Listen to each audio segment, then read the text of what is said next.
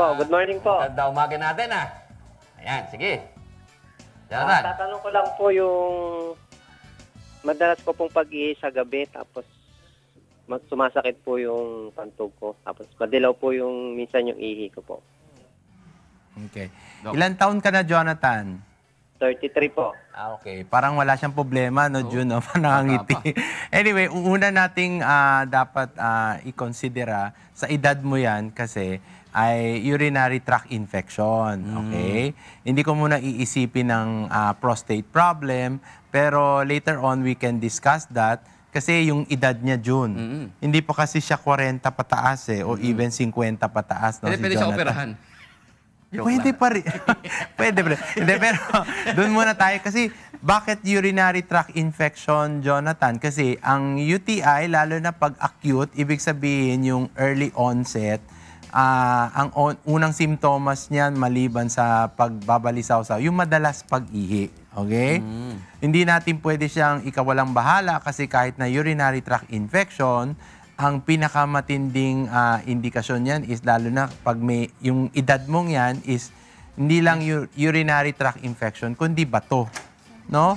Ngayon sabi mo na nagkakaroon ka ng problema sa pantog mo, maaring hindi lang infection, baka meron tayong bato na dapat i-considera. Okay? Now, iba pang mga kondisyon dyan, yung madalas na pag-ihi mo, isabi natin pag nagkakaedad na tayo, 40 o 50, yung prostate mo. Okay? Now, maliban doon, yung sphincter natin, meron tayong sphincter na tinatawag, yung nagko-control ng labas-masok ng ating ihi. Kasi kahit na yung edad mong ganyan, 33, pag nagkakaroon ng hindi coordinated siya, pwede rin magkaroon ng problema. Okay? So, ang mabuti natin gawin is una, pa-check yung ihi mo, urinalysis. Okay? Doon na rin natin makikita yung sinasabi mo bakit medyo madilaw ang ihi mo at matingkad. Para malaman natin ito ba ay sanhi sa pag-inom mo ng mga gamot o mga vitamins o mga pagkain, no? Kasi pwedeng makapag-cause ng pagdidilaw, medyo matingkad ang kulay ng ihi. Now, pwede rin tayo magpa-examine ng ultrasound mo, ng pantog mo, para makita. Kasi nagkakaroon ka ng problema, di ba? Sabi mo, yung medyo yung... Yeah. Ano ba si dito? Oh, sige. Medyo may problema ang ating pantog. Ala. Na-disarm. Oo. So, pwedeng magkaroon ng problema doon. Buksan natin, ha? Operahan natin. Hawakan mo. Yan. Can you remove? Ano ba ito nila? Ayan. Naku, ni-remove talaga yan? Oo. Kasi sa loob ito eh. Yun. Sa loob? Okay. Kay Doc Pebbles kasi dyan. Yan. Matatanggal yan. Tingnan natin kung matatanggal natin siya. Yan. Ang daming bito. Wala. Yan. Ay! Ito. Hindi meron. Ayun. Ito. Saan? Nakikita. Yung puso. Puso ni Lito. Oh, ito. Nakikita ba to? Yes. Saan? Yeah, Ah, okay. yan ang Ito camera yung man. pantog. Yeah, sinasabi natin pantog. Ito yung daanan ng Ito, ihi, no?